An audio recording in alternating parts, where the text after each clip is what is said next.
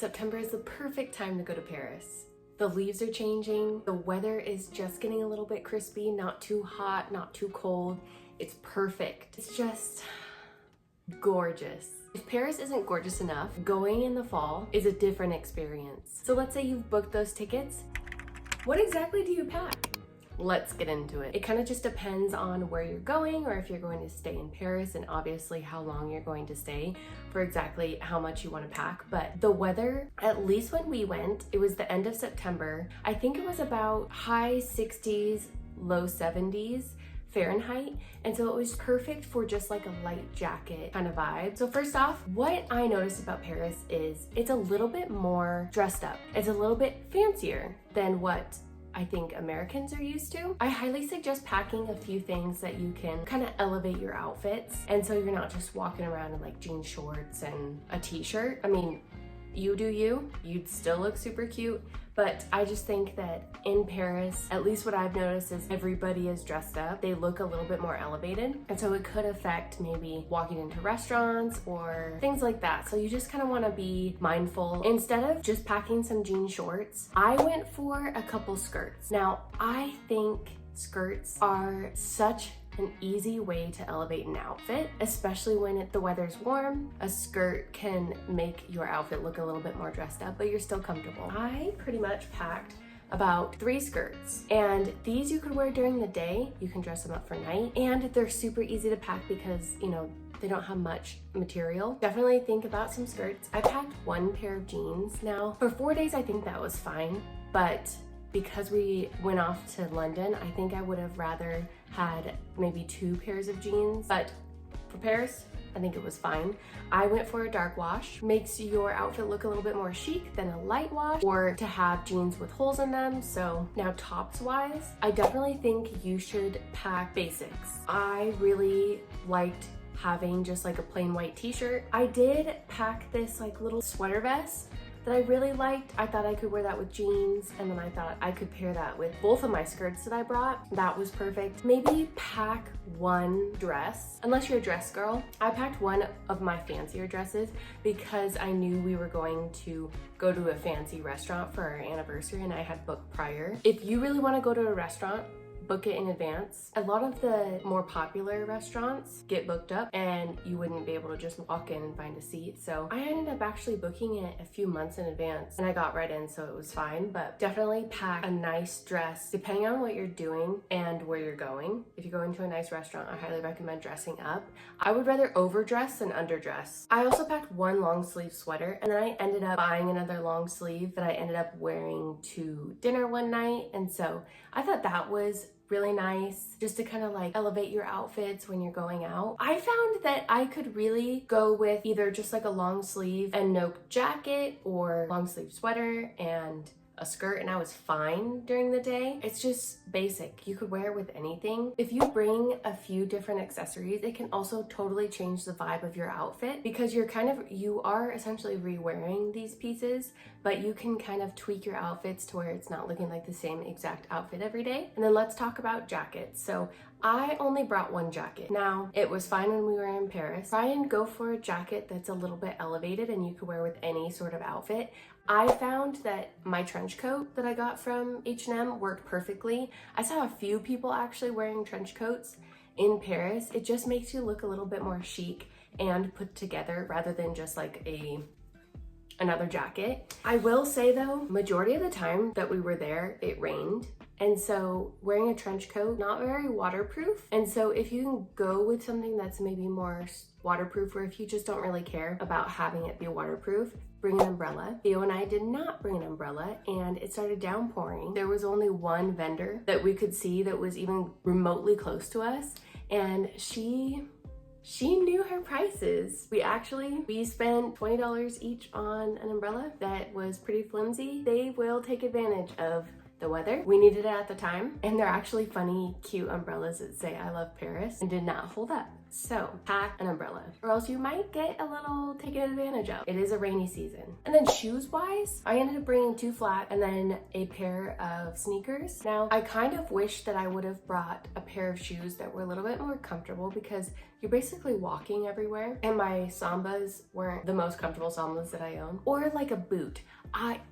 Yes, I would have loved to have a pair of boots while I was there with how rainy it was, because one night we went to dinner. On the way there we were fine and I was just wearing these black flats and it started raining on us.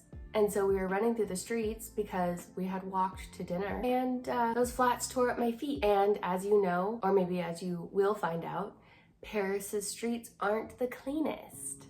And so when there's like puddles of water and you're jumping in it and you've got open wounds from your blisters,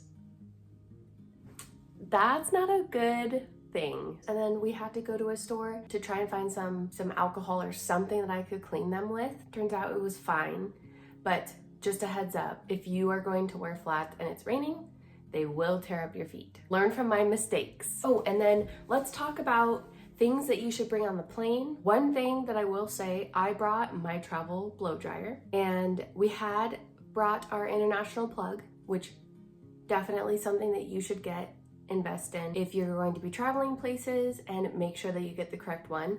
We just had one that was universal for everywhere.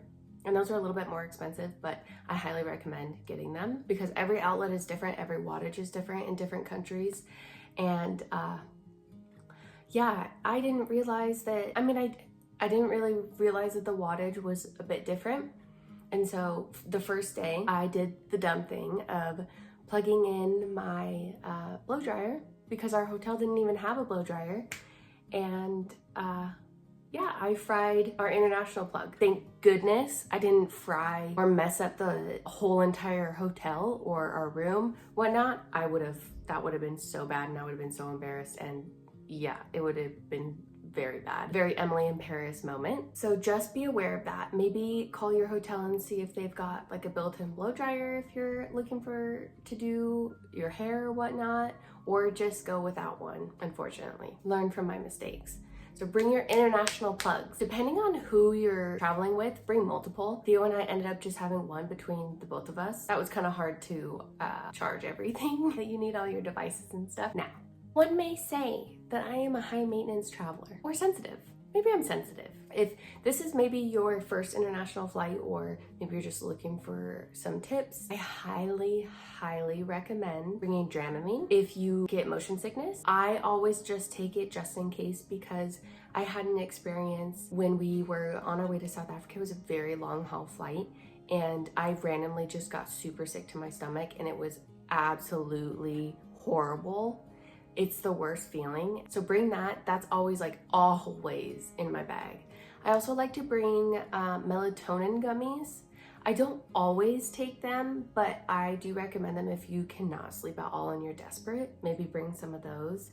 I bring little travel tissues because you don't want to keep getting up, and if you've got to blow your nose or whatnot, or wipe your hands on something. Hand sanitizer, a huge one. I don't go anywhere without it.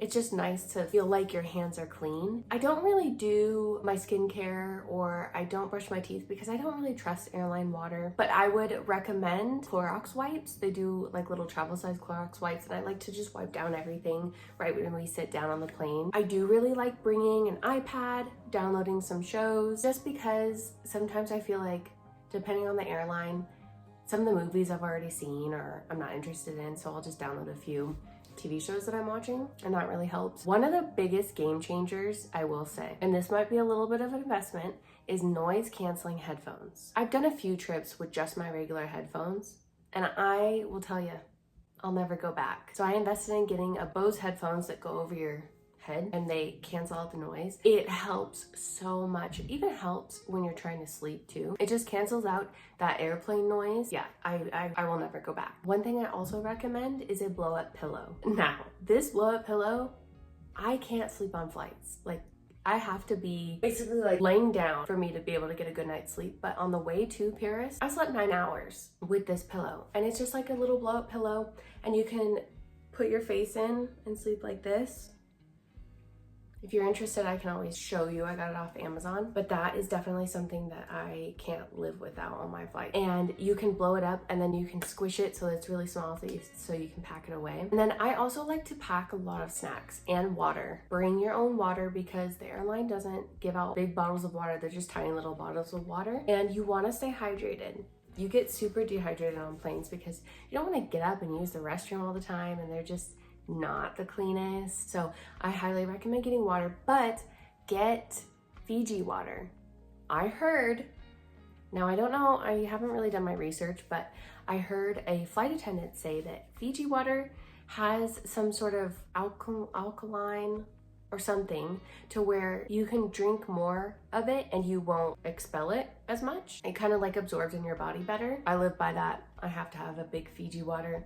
I also really like to get a Gatorade or something to work on my electrolytes if I start feeling a little sideways or a little dehydrated. And then I also like to do a sparkling water just in case. I kind of have a sensitive stomach, and it really helps with the carbonation to settle my stomach. And then I have found that airplane food does not sit well. It hurts my stomach. It makes me feel super bad. And so if you don't have that problem, I wish I was you. But if you do, pack some food. I usually like to pack some crackers. I like to get some sour candies. I really like sour candies, but it also can help with anxiety if you aren't a seasoned traveler, if you get kind of nervous on planes, and it can help settle your stomach. I really love packing croissants, 3 to 4 croissants, and I just eat those. I feel that the bread fills me up instead of eating the airplane food. I think you can bring food on planes too that you just cook, so I haven't done that yet, but if you have a sensitive stomach like me, definitely prepare food for your flight. I really hope that you have such a good time if you ever decide to go, or if you've booked those tickets to go to Paris during the fall. I highly recommend it. It was gorgeous. I want to live there. I want to go back every second. I think about it all the time, and I hope you have such a great time. Check the weather before you go because the weather changes every year and you never really know. It might have been super nice one year and then it's super cold. So just always be prepared. Thank you so much for watching, and I hope you learned some things. I hope you have such a great week, and I will see you in my next video.